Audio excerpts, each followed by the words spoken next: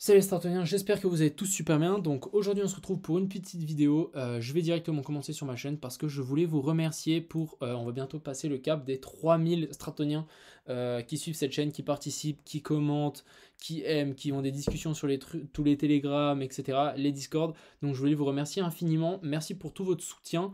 Merci entre guillemets un petit peu de me faire confiance, de me suivre, ça me fait super plaisir. Et pour ceci, bah, je pense que je vais organiser, c'est pas en fait je pense, je vais organiser un concours, je vais vous faire gagner des Suisses.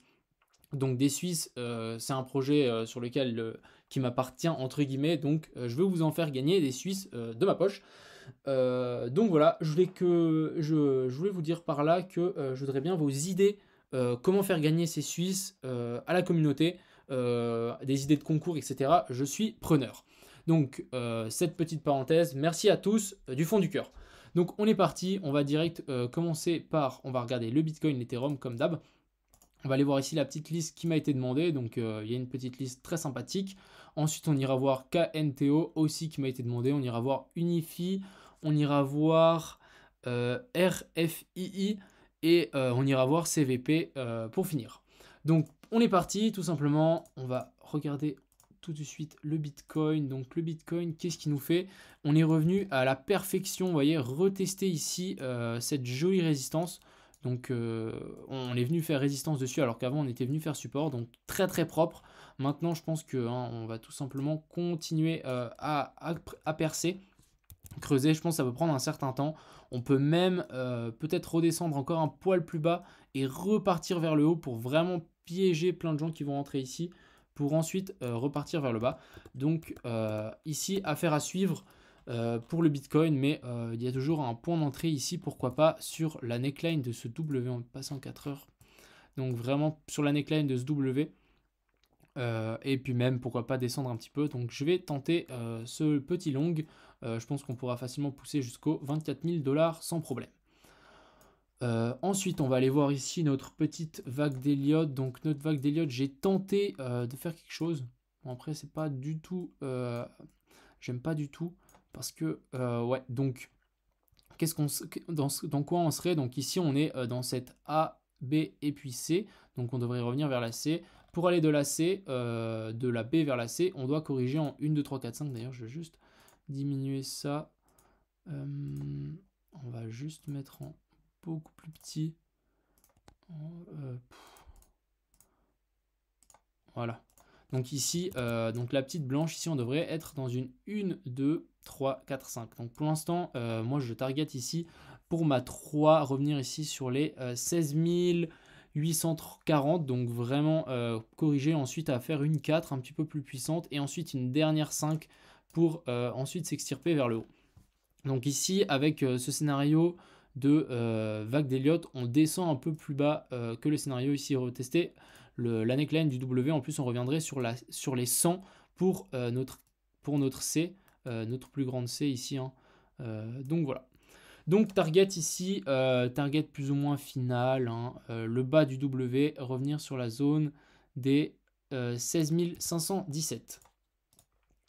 Ensuite, on va aller voir l'Ethereum, donc l'Ethereum qui est plus ou moins dans le même scénario. On est revenu une fois encore tester le haut de cette trendline et maintenant on corrige. On est venu faire support sur la zone ici de la EMA 200 et on est déjà venu retester ici ce W. Donc je pense qu'on peut aller plus bas pour l'Ethereum en tout cas. On pourra sans doute peut-être corriger un petit peu plus ici ou même descendre, revenir sur cette zone. Donc cette zone, je pense qu'il y en avait clairement une zone un petit peu conséquente ici. Donc revenir sur la zone des 500 $ pour l'Ethereum. Ensuite, on va aller voir ici nos zones. Donc on a Abyss que je ne connais pas du tout. On va passer direct en weekly, comme ça on aura un bon point de vue. Donc voilà, Abyss qui est pas mal, qui m'intéresse. Quelqu'un qui m'a été demandé. Donc ici on a une très belle charte. Tout d'abord, qu'est-ce qu'on peut voir? On peut voir qu'ici on avait une jolie petite divergence, donc vraiment le RSI qui monte mais le cours qui continue à descendre, zone d'aplatissement ici et ensuite gros pump. Oups. Donc ensuite maintenant on va prendre un petit Fibo parce que j'ai envie de voir où est-ce qu'on se situe toujours. Donc on est sur la zone des 0,618. On revient pour moi tester ici, vous voyez ce haut de ce petit W ici. Donc on revient tester ce top. Donc ici pour moi, en plus on a vraiment des pump and dump, donc très intéressant ici. Je pense qu'on peut continuer et puis on pourra facilement partir vers le haut. Mais ici très belle zone pour les gens qui veulent acheter en DCA, etc. Pour moi ici c'est pertinent. Zone pertinente ici pour Abyss. Si on va quand même voir, si on venait à cracher plus bas, je pense qu'on pourrait voilà, revenir sur les 0,764, revenir sur cet ancien top ici, donc sur la zone des 0,08. Ensuite, BZRX, donc ça fait un petit moment que je l'avais analysé, je m'en souviens. Donc ici, j'avais matérialisé ces deux petites résistances support. Donc on avait un premier support ici, on était venu pile mécher dessus, et une résistance ici, on est venu pile mécher dessus. Donc maintenant, affaire à suivre, à voir jusqu'où on va corriger. On pourrait même corriger un poil plus bas si je trouve le bounty. Je pense qu'on pourrait même revenir jusque sur cette zone ici. Donc vraiment nous faire en fait cette descente A, B et puis C. Et ensuite s'extirper vers le haut pour essayer de nous trouver un nouveau top. CRV, donc CRV, j'avais mis ces deux petites analyses, il me semble, sur mon Twitter. Donc à ce qu'on voit, la baisse n'est pas finie. On va sans doute corriger ici sans A, B et puis C aussi.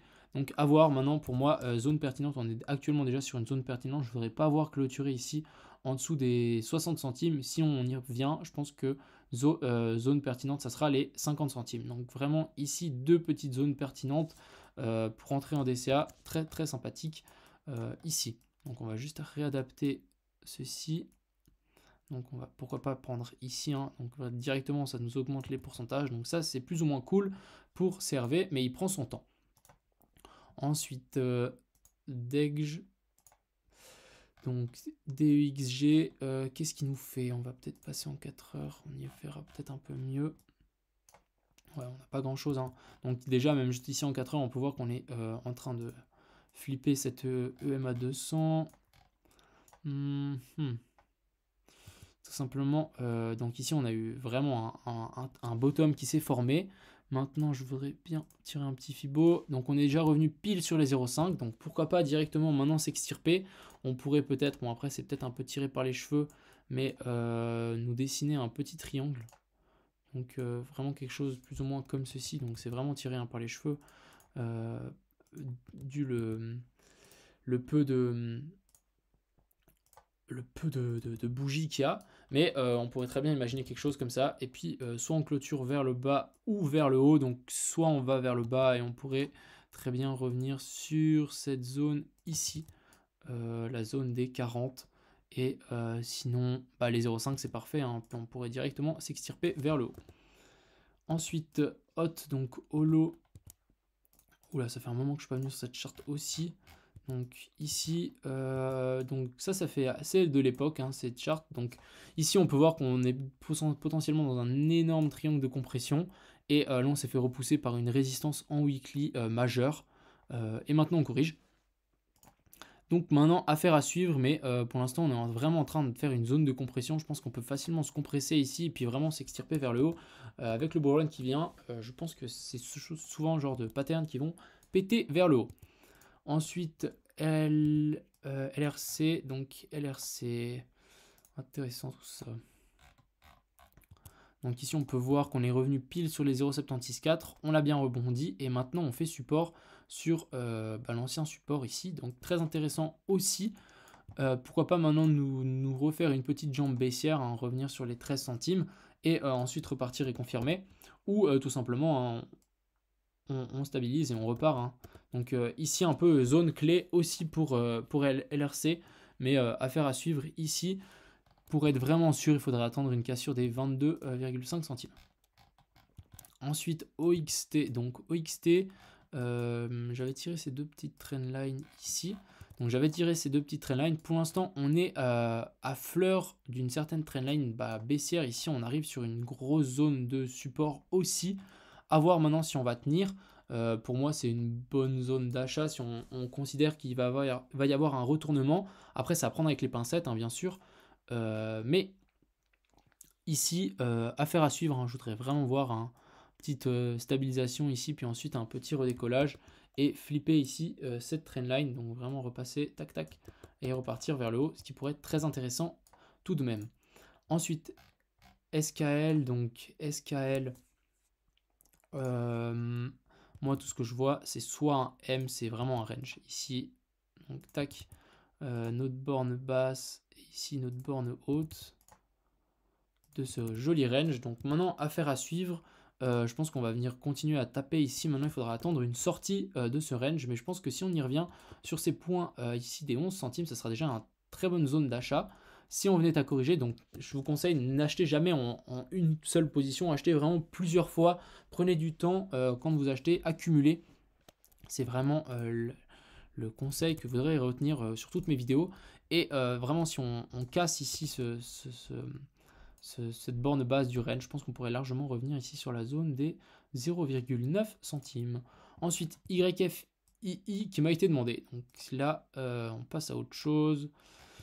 YFII. Maintenant, je me dis, est-ce que ma 2, je l'ai bien positionnée et est-ce que je n'ai pas fait faux parce qu'en fait, j'oublie à chaque fois, encore une fois, je pense, ici, cette ABC. Hein, donc, on pourrait très bien corriger en A, B et puis C, revenir un petit peu plus bas et ensuite péter. Donc, cette 2 ici à surveiller, tout simplement. On pourrait très bien revenir ici sur les 0,76. 4, donc peut-être la baisse n'est pas finie, mais en tout cas, niveau de chartisme, on pourrait très bien revenir ici sur les 1400 $ pour YFII. Tout simplement, et ça sera un très bon point d'achat, nous former au passage ce gigantesque V-bottom. YFI, alors lui c'est un peu plus différent, pour moi je pense que la 2 est effectivement trouvée ici, et que maintenant on est en train de corriger pour nous trouver en fait cette 1, 2, 3, 4, 5 pour arriver vers la 3. Donc ici, affaire à suivre, pourquoi pas à venir maintenant se poser, je parle de niveau, hein, donc je parle plus niveau Elliott Wave, mais je parle vraiment niveau chartisme, venir se poser ici sur cette résistance majeure, ce support majeur des 21 316 $. Et si on venait à casser, bon, ça nous confirmerait en fait ce joli M qui s'est mis en place. Et je pense que là, on pourrait revoir des prix un petit peu plus bas, donc les... Ouais, un peu plus bas, c'est quand même divisé par 2, mais sur les 11 000, 12 000 et ici sur les 16 000. Donc affaire à suivre, on peut même, pourquoi pas imaginer ici, on a une petite divergence. Donc ici, attention, mine de rien. Ensuite, on est parti, on va aller voir Katon. Donc KTON, donc qu'est-ce qu'on a fait? Pour moi, on aurait pu voir, imaginez ici un petit range. Donc, vraiment quelque chose comme ceci. Je vais juste enlever ces dégueux. Donc voilà, on aurait pu imaginer ici ce petit range. Donc maintenant, on est revenu à l'intérieur. Tester, en fait, j'ai l'impression, ce petit ici. Ce petit W ici. Donc maintenant à voir, je voudrais vraiment voir qu'on passe par-dessus. Et pourquoi pas maintenant revenir tester ce range. Vraiment de faire quelque chose comme ça et casser ce top. Pour que ça soit vraiment bullish. Mais ici j'aime pas trop, hein. Quand on fait ça, quand on re-rentre et je pense qu'on va se faire repousser par le haut du canal, on peut très bien faire tac tac tac. Donc à surveiller ici aussi. Ensuite YF, non c'est pas YFI, c'est Unifi. Donc j'étais rentré, moi j'étais rentré il me semble par ici, donc là je suis un petit peu en perte. Mais je hold, j'ai un petit peu allégé ma position quand on est revenu ici à break-even, j'ai un petit peu allégé parce que je me suis dit ah c'est un peu bizarre là, ce qu'on nous fait, mais là j'apprécie plus, pourquoi pas nous former, tu voyais un petit bottom, ici on voit qu'on a une jolie résistance sur les 18 centimes, mine de rien ici pour YFI, et non Unifi excusez-moi, et je pense que si on arrive à maintenir cette zone, on peut vraiment moon et vraiment envisager un gros potentiel. Donc juste ici c'est les 200 et ici peut-être un 350% largement. Ensuite CVP, donc CVP qui reprend aussi des couleurs. Bon, qui reprend, il a toujours été dans le vert hein, depuis que je l'ai acheté. Ah bon bah il mouline un petit peu, j'ai l'impression. Ah bah bravo.